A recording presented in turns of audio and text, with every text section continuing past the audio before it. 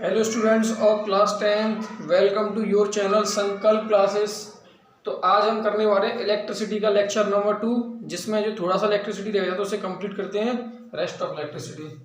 तो कल हमने पढ़ लिया था, हमने लास्ट कहाँ तक पढ़ा था? हमने पढ़ा था R is equal to rho L upon A. यहाँ तक हमने लास्ट पढ़ लिया था, जिसमें जो रेजिस्टेंस था डायरेक्टली प्रोपोर्शनल लेंथ के था, रेजिस्टेंस इनवर्सली प्रोपोर्शनल एरिया के था, और रो हमारी क्या थी? रेजिस्टिविटी। ऐसा यूनिट ऑफ रेजिस्टिविटी क्या थी? ओम मीटर। तो यहाँ तक आपको एकदम क्लियर होगा। तो इसे मैं रफ करता हूँ। और जो लास्ट मैंने सवाल दिया था उसका आंसर क्या था? रेजिस्टिविटी किस पर डिपेंड नहीं करती? रेजिस्टिविटी लेंथ और एरिया पर डिपेंड नहीं करती, टेम्परेचर और मटेरियल पर डिपेंड करती है सिर्फ। तो ये क्लियर है। आज हम पढ़ने वाले हैं कॉम्बिनेशन ऑफ रेजिस्टेंस। उनसे पहले मैं तुम्हें एक पॉइंट बता दूं कि एक डिवाइस होता है एमएमीटर। तो करंट को कौन मेजर करता है? Ammeter is a device which is used to measure electric current. तो देखो, ammeter is a device which is used to measure, which is used to measure electric current, which is used to measure electric current। Current को कौन सा device major करता है? वो होता है हमारा एममीटर। ऐसे पोटेंशियल डिफरेंस को कौन मेजर करता है? वो होता है वोल्ट मीटर। तो volt meter is the device,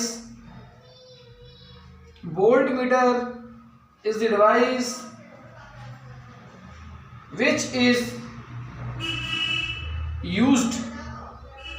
which is used to measure potential difference। अगर क्वेश्चन आता है कि ये बताओ किसी भी सर्किट के अंदर जो पोटेंशियल डिफरेंस होता है उसे कौन मेजर करता है, तो इसका आंसर है पोटेंशियल डिफरेंस को मेजर करता है बैटरी। जो बैटरी उसके अंदर अक्रॉस कनेक्ट होगी उसका काम होता है पोटेंशियल डिफरेंस को मेंटेन रखना, पोटेंशियल डिफरेंस को बैटरी और सेल। ठीक है, नोट कर लिया होगा ये कि ammeter device which is used to measure electric current, और voltmeter is a device which is used to measure potential difference. Potential difference को कौन मेजर करता है? वोल्टमीटर। और करंट को कौन मेजर करता है? Ammeter. Ammeter always connected in series, और ammeter always connected in series, हमेशा सीरीज में कनेक्ट होता है। ठीक है, और voltmeter always connect in parallel. ये क्या होता है? Series parallel. अभी बताऊंगा क्या होता है। एममीटर हमेशा सीरीज में कनेक्ट होता है और वोल्टमीटर हमेशा पैरेलल में कनेक्ट होता है। यहां तक कोई दिक्कत? समझ में आ गया होगा एकदम क्लियर। तो इसे मैं रफ करता हूं और पढ़ते हैं अगले टॉपिक के ऊपर, जिसका नाम है कॉम्बिनेशन ऑफ रेजिस्टेंस, जो कि इलेक्ट्रिसिटी का मोस्ट इंपॉर्टेंट पार्ट है, कॉम्बिनेशन ऑफ रेजिस्टेंस। तो हेडिंग डालिए combination of resistance. Combination of resistance, combination of resistance. तो पहला कॉम्बिनेशन होता है सीरीज कॉम्बिनेशन। कौन सा कॉम्बिनेशन? Series combination. दूसरा होता है पैरेलल कॉम्बिनेशन, पैरेलल कॉम्बिनेशन। तो सीरीज कॉम्बिनेशन के अंदर एक चीज याद रखना, सीरीज कॉम्बिनेशन के अंदर हमेशा करंट सेम रहता है। ये इंपॉर्टेंट चीज है, क्वेश्चन आया हुआ है, बोर्ड में आया हुआ है कि name the physical quantity which is same in series combination. Series combination में क्या सेम रहता है? करंट सेम रहता है। और पैरेलल कॉम्बिनेशन के अंदर potential difference, PD, potential difference same रहता है। ऐसे करना, पैरेलल पी और पोटेंशियल पी। तो पैरेलल कॉम्बिनेशन में पोटेंशियल सेम रहता है और सीरीज कॉम्बिनेशन में करंट सेम रहता है। यहां तक क्लियर? करंट का सिंबल क्या था? आई, और पोटेंशियल डिफरेंस का सिंबल ओवी। यहां तो कोई दिक्कत? क्लियर हो एकदम। अब पढ़ते हैं सीरीज कॉम्बिनेशन की तरफ। तो देखो क्या होता है कॉम्बिनेशन ऑफ रेजिस्टेंस में। सबसे पहले हेडिंग डालो series combination. Series combination, series combination में होता है जब मैं रेजिस्टेंस को सीरीज में लगा देता हूं। सीरीज मतलब इस टाइप,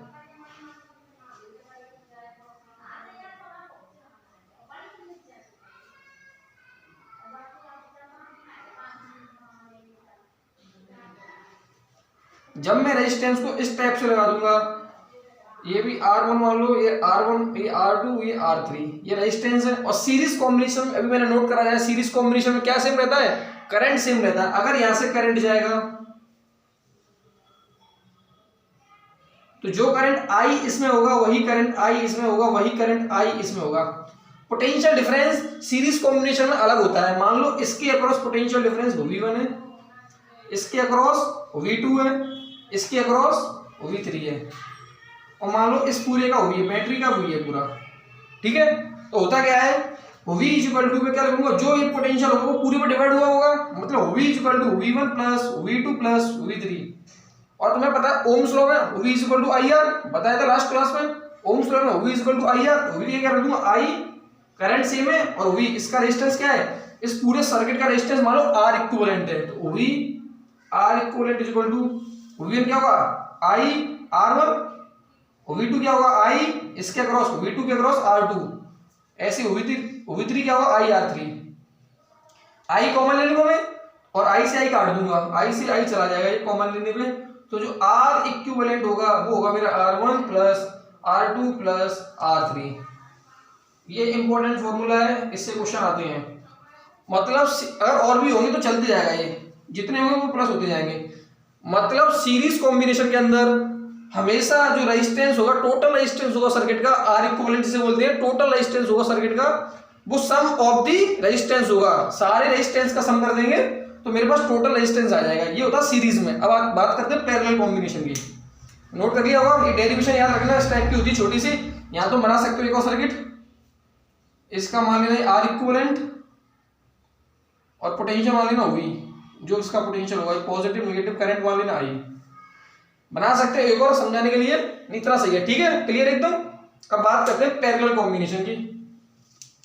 सीरीज कॉम्बिनेशन में ऐसे रेजिस्टेंस कनेक्ट होते हैं, अभी बता दिया। और पैरेलल के अंदर कैसे कनेक्ट होते हैं इधर देखो। पैरेलल कॉम्बिनेशन की बात करते हैं हम। पैरेलल कॉम्बिनेशन, इसके अंदर क्या होता है, इसके अंदर होता है रेजिस्टेंस इस टाइप से कनेक्ट होंगे, इधर देखो जरा,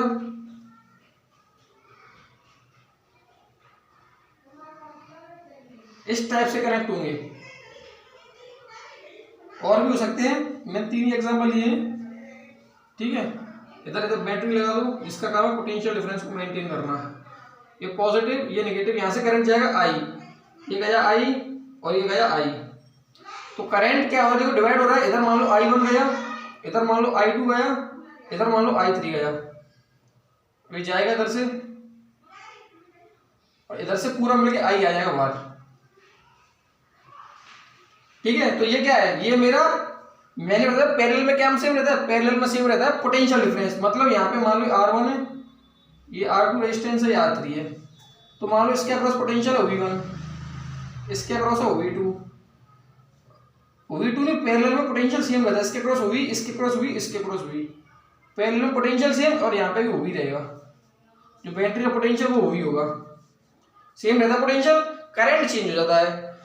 अब जो एक और सर्किट बना तुम्हारा मन इधर आके, जैसे इसका, इसको मतलब इसका इक्विवेलेंट, इसका इक्विवेलेंट क्या होगा, ये R इक्विवेलेंट, ये पॉजिटिव ये नेगेटिव, इसका पोटेंशियल V। तो जो इधर से करंट जा रहा है I, ठीक है, तो जो I होगा वो 3 हिस्सों में गया है। I is equal to I1 plus I2 plus I3। और तुम्हें पता है ओम्स लॉ से V is equal to IR होता है, तो I की वैल्यू क्या हो जाएगी, V अपॉन R। तो लिख लो I इस पूरे सर्किट का I, V अपॉन पूरे सर्किट का R equivalent, I1 is equal to V upon R1, क्योंकि पोटेंशियल सेम रहता है। I2 is equal to V upon R2 और I3 is equal to V upon R3। V common ले रहा हूँ, potential को मैं कॉमन ले रहा हूँ, तो पोटेंशियल से कट जाएगा कॉमन लेने पे। तो मतलब जो फॉर्मूला आएगा वो आएगा 1 upon R equivalent is equal to 1 upon R1 plus 1 upon R2 plus 1 upon R3। ऐसे ही चलता जाएगा जितने में उतने। सीरीज में रेजिस्टेंस का सम कर दो, ठीक है।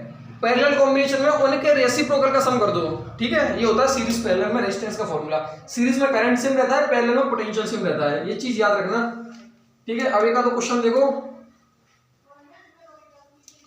जैसे कि इधर मैंने एक फिगर बना दिया ये वाला,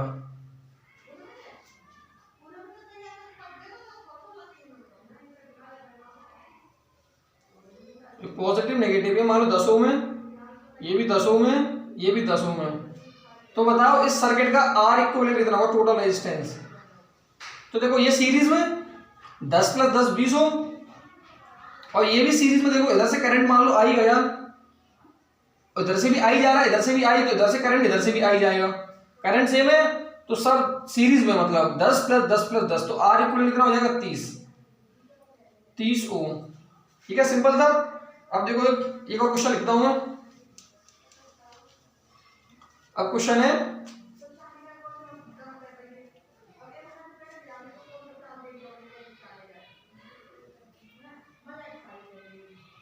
ये, मान लो पॉइंट ए है, ये बी है, ये 3 ओम का है, ये 2 ओम का है, ये भी 2 ओम का है, ये 1 ओम का है। तो बताओ आर इक्विवेलेंट कितना होगा between A and B. A and B के बीच में कितना टोटल रेजिस्टेंस होगा।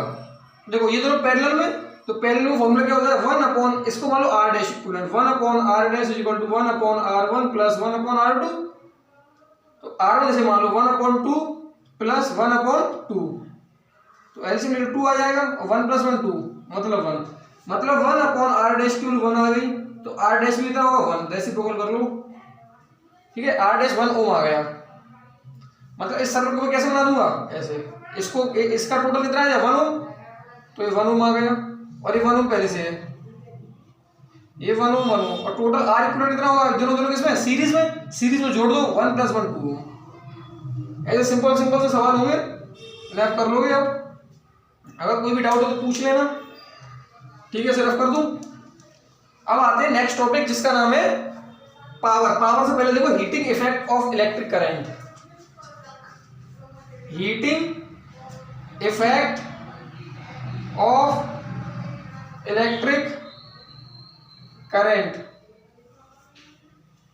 इसके अंदर क्या होता है, इसके अंदर देखो जब भी मैं किसी हाई रेजिस्टेंस वायर, कोई भी हाई रेजिस्टेंस वायर, अगर उसके अंदर करंट पास करूंगा तो वो हीट प्रोड्यूस करेगा, उसी को बोलते हैं heating effect of electric current. जिसका रेजिस्टेंस हाई होगा तो क्या होगा, when a current passes through high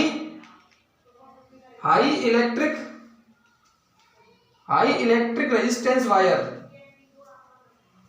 जैसे कि लाइक नाइक्रोम वायर,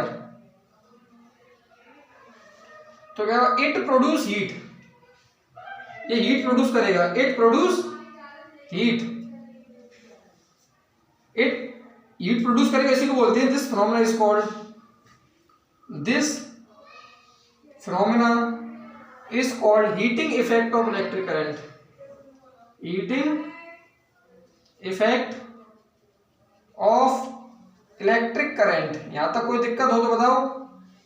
जब भी किसी ज्यादा रेजिस्टेंस होगा जिसके अंदर, उसके अंदर से मैं करंट को पास करूंगा तो वो हीट होगा, रेजिस्टेंस होगा। जैसे मान लो ये है, इसके अंदर ज्यादा रेजिस्टेंस है, बहुत बार इलेक्ट्रॉन्स इसके अंदर, वायर के अंदर, कंडक्टर के अंदर, तो ज्यादा टकराएंगे तो हीट प्रोड्यूस करेंगे, तो उससे क्या होगा, ये गर्म होंगे, हीट प्रोड्यूस करेंगे तो ये जलने लग जाएंगे, मतलब ये हीट प्रोड्यूस करेंगे, जलने लग जाएंगे, तो इसी को बोलते हैं heating effect of electric current. तो देखो इसके कुछ फॉर्मूले हैं, रफ कर दो heating effect of electric current के। कि पहला फॉर्मूला है हीट इक्वल टू VIT। ठीक है, आता कैसे देखो, तुम्हें पता है V इक्वल टू पोटेंशियल क्या होता है, वर्क डन अपॉन चार्ज। ठीक है, और वर्क डन क्या होता है, V इक्वल टू क्या होता है, W अपॉन Q, और करंट क्या होता है, rate of flow of charge. होता है नहीं होता। ठीक है, तो अब इधर से निकालो वर्क की वैल्यू, तो वर्क की वैल्यू क्या हो जाएगी इधर, V इंटू क्यू, VQ, और Q की वैल्यू क्या आ जाएगी, Q की वैल्यू इधर, Q की वैल्यू हो जाएगी I इंटू T, तो Q की क्या तो IT, तो वर्क का आ जाएगा IT, VIT। और तुम्हें एक चीज पता होनी चाहिए, वर्क और हीट और एनर्जी तीनों के तीनों बराबर होते हैं, एक से दूसरी फॉर्म में चले जाते हैं। तो मैं देखो जो मेरा वर्क होगा वो किसकी फॉर्म में हो जाएगा, हीट की फॉर्म में। तो हीट का पहला फॉर्मूला होता है VIT। तुम्हें पता है V इक्वल टू IR, तो V की क्या रख दूंगा मैं, IR, तो V equal to I into R, और पहले से IT है, तो I into I, I square R T, दूसरा फॉर्मूला ये रहा। तीसरा फॉर्मूला हो जाएगा, अब ओवी की रख देना, आई की रख देना ओवी अपॉन आर, तो तीसरा फॉर्मूला होगा V square upon R into T. I की जगह रख दोगे V upon R, V upon R, V into V, V square upon R into T, ये हो गया फॉर्मूला। ठीक है, एकदम क्लियर। अब अगला देखो टॉपिक, इनको दोबारा लिख देता हूं एक बार। पहला फॉर्मूला देखो, पहला फॉर्मूला है heat is equal to OV I T, दूसरा फॉर्मूला है heat is equal to I square R T, तीसरा फॉर्मूला है heat is equal to OV square upon R T. इनको रट लेने से क्वेश्चन आता है। ठीक है, अगर मैं बात करूं ये वाला formula I square R T, इसको हम बोलते हैं joules law of heating. Joules law of heating, तो ये क्या होता है जूल्स लॉ ऑफ हीटिंग, जल्दी देखो। तो जूल्स लॉ ऑफ हीटिंग क्या होता है, जूल्स लॉ ऑफ हीटिंग, ये क्या है, जो हीट प्रोड्यूस होती है कंडक्टर के अंदर वो डायरेक्टली प्रोपोर्शनल होती है square of the current, resistance के और टाइम के। तो the heat produced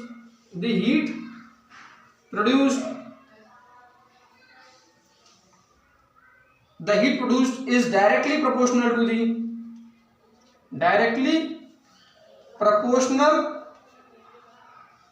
to the current, directly proportional to the square of the current, current का स्क्वायर है ना, square of the current, square of the current and resistance of the conductor,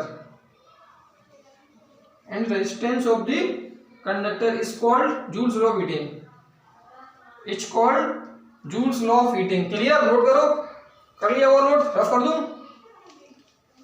ये हो गए इसके फॉर्मूले हीट के सब के सब। अब बात करते हैं पावर का। पावर क्या होती है, पावर क्या होती है, it is the rate of work done, पता होगी आपको, 9th में पढ़ा होगा आपने, it is the rate of work done. Rate का मतलब बताया था मैंने फर्स्ट लेक्चर में, ढंग से क्या होता है, टाइम से डिवाइड देना, तो पावर क्या होगा, वर्क को टाइम से डिवाइड दे दो, वही है मेरी पावर। ठीक है, ये हो जाएगा पावर का फॉर्मूला। तो power is equal to work, work के मैंने 3 फॉर्मूले दिए थे हीट वाले, वर्क को क्या लूंगा हीट अपॉन टाइम, और हीट के 3 फॉर्मूले अभी। पहला फॉर्मूला हीट का क्या था, आई स्क्वायर आर टी, नीचे टी है। दूसरा क्या था, equal to OV square upon R T, और नीचे भी टी है। तीसरा क्या था, ओवी आई टी, और नीचे भी टी है। तो टी से टी गया, टी से टी गया, टी से टी गया, मतलब पावर में हीट के फॉर्मूले में से टी हटा दो बस। तो पावर का पहला फॉर्मूला आएगा आई स्क्वायर आर, पावर का दूसरा फॉर्मूला आएगा ओवी स्क्वायर अपॉन आर, पावर का तीसरा फॉर्मूला आएगा ओवी आई। 3 फॉर्मूले ने, इनको जल्दी नोट करो। क्लियर, एकदम रफ कर रहा हूं मैं इसे। अब देखो,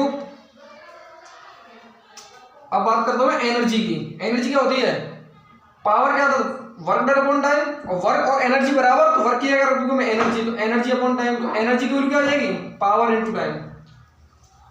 एनर्जी क्या, पावर इनटू टाइम। तो इसकी कमर्शियल यूनिट देखो, एनर्जी की कमर्शियल यूनिट ऑफ एनर्जी वो होती है, इसकी कमर्शियल यूनिट ऑफ एनर्जी होती है, पावर को रखो किलोवाट में, तो किलोवाट, और टाइम को रखो आवर में, किलोवाट आवर। क्योंकि पावर की ऐसा यूनिट क्या होती है, ऐसा यूनिट ऑफ पावर क्या होती है, पावर होती है वाट, पावर की ऐसा यूनिट वाट होती है। ठीक है, तो कमर्शियल यूनिट ऑफ एनर्जी का किलोवाट आवर, इसको किलोवाट में रखो और टाइम को आवर रखो, ऐसा यूनिट होगी। और ये ध्यान रखना 1 kilowatt hour is equal to 1 kilowatt hour is equal to 3.6 into 10 की पावर 6 जूल। 1 किलोवाट आवर में इतने जूल होते हैं, 1 किलोवाट आवर में इतने जूल होते हैं। 1 kilowatt hour is equal to 3.6 into 10 की पावर 6 जूल। और 1 किलोवाट आवर को हम बोलते हैं 1 यूनिट। 1 किलोवाट आवर को हम बोलते हैं 1 यूनिट, और 1 किलोवाट आवर में 3.6 इंटू 10 की पावर 6 जूल होते हैं। ये चीज याद रखना, एकदम क्लियर। ठीक है, अब आपका चैप्टर होता है फिनिश, थोड़ा सा बचा है, उसको देख लो, 2 पॉइंट और है। जैसे application of heating effect of electric current, application of heating effect of current. इसकी एप्लीकेशन देखो कुछ, जैसे पहली एप्लीकेशन इलेक्ट्रिक बल्ब। जो इलेक्ट्रिक बल्ब होता है वो ग्लो क्यों करता है? तो उसके अंदर एक मटेरियल होता है, एक फिलामेंट होता है उसके अंदर। उस फिलामेंट का नाम क्या होता है? उस फिलामेंट का नाम होता है टंगस्टन। टंगस्टन टंगस्टन एक अलॉय है, ये एक अलॉय है। इसका हाई मेल्टिंग पॉइंट होता है, हाई मेल्टिंग पॉइंट होता है इसका, ठीक है। और हाई मेल्टिंग पॉइंट होने के कारण इसके अंदर जब हीट, मान लो ये अलॉय, ये क्या है, मेरा बल्ब है, ठीक है। ये वाला जो इधर होता है ऐसा, जो ये वाला, इसको मैं बोलता हूँ क्या, ये टंगस्टन का होता है। इसका हाई मेल्टिंग पॉइंट है, जब इसके अंदर से मैं हीट पास करूंगा ये मेल्ट होगा नहीं। इसका हाई मेल्टिंग पॉइंट है अप्रोक्सीमेटली 3500 डिग्री सेल्सियस होता है। तो ये क्या होगा, मेल्ट तो होगा नहीं, ये इतना हीट होता है, इतना हीट होता है कि ग्लो करने लग जाता है। इसके अंदर इतनी हीट आती है, ग्लो करने लग जाता है। ऐसे ही ग्लो करता है इलेक्ट्रिक बल्ब। ये हीटिंग इफेक्ट का एप्लीकेशन है। सेकेंड आता है फ्यूज वायर। फ्यूज वायर ये पहले तो कोई होता है थिन, पतला होता है, शॉर्ट होता है, और इसके अंदर हाई रेजिस्टेंस होता है, हाई रेजिस्टेंस होता है, ठीक है। इसके अंदर भी हाई रेजिस्टेंस होता है, अलॉय का हाई रेजिस्टेंस होता है, ठीक है। फिलामेंट का भी, इसका भी, टंगस्टन का भी हाई रेजिस्टेंस होता है। तो थिन, शॉर्ट, हाई रेजिस्टेंस होता है इसका, ठीक है। तीन बात क्लियर। तो जब भी इलेक्ट्रिसिटी पास करती है तो पहले जो फ्यूज वायर होता है फ्यूज हो जाता है, जिसकी वजह से जो घर में होती है वो डैमेज नहीं आता, ठीक है। तो ये पहले ही फ्यूज हो जाता है, वो होता है, ये इसका काम होता है फ्यूज वायर का। जैसे मान लो हाई इलेक्ट्रिसिटी आई तो सर्किट से पहले पहुंचने से पहले इस पे आ जाएगी, तो ये कैसे क्या हो जाएगा, पहले से फ्यूज हो जाएगा, मेल्ट कर जाएगा। इसका लो मेल्टिंग पॉइंट होता है, लो मेल्टिंग पॉइंट, ये मेल्ट कर जाता है उससे पहले, ठीक है, सर्किट पे पहुंचने से पहले, ठीक है। Clear, fuse wire, electric work. अब आते हैं प्रेस पे, ठीक है। प्रेस पे देखो, उसके अंदर क्या होता है, उसके अंदर होता है जो फिलामेंट होता है प्रेस के अंदर, कॉइल सी होती है, और इलेक्ट्रिक हीटर, ये होता है नाइक्रोम वायर का। ये भी अलॉय है, इसके अंदर हीट प्रोड्यूस करेंगे, इसका भी हाई मेल्टिंग पॉइंट, मेल्ट नहीं करेगा, हीट प्रोड्यूस करता है, इससे हमारी प्रेस होती है। अब एक बात करें इलेक्ट्रिक हीटर की, इलेक्ट्रिक हीटर की।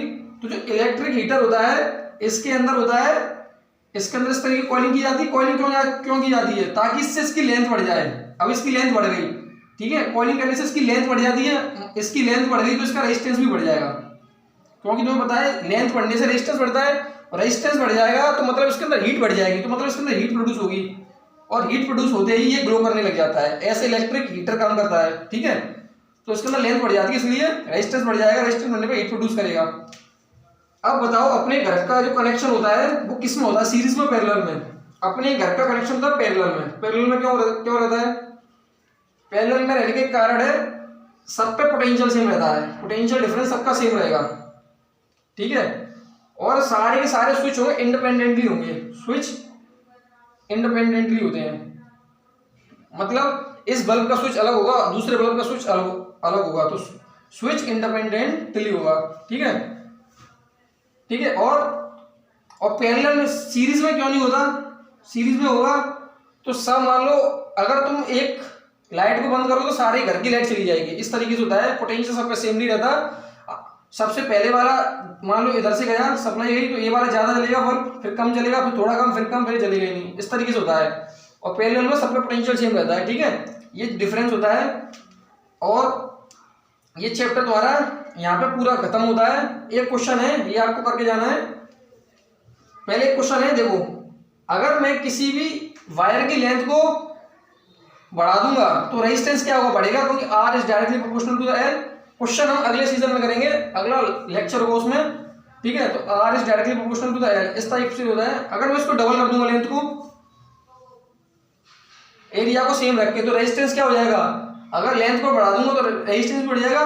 लेंथ एल है तो रेजिस्टेंस आर है, जब लेंथ 2l हो जाएगी तो रेजिस्टेंस 2r हो जाएगा।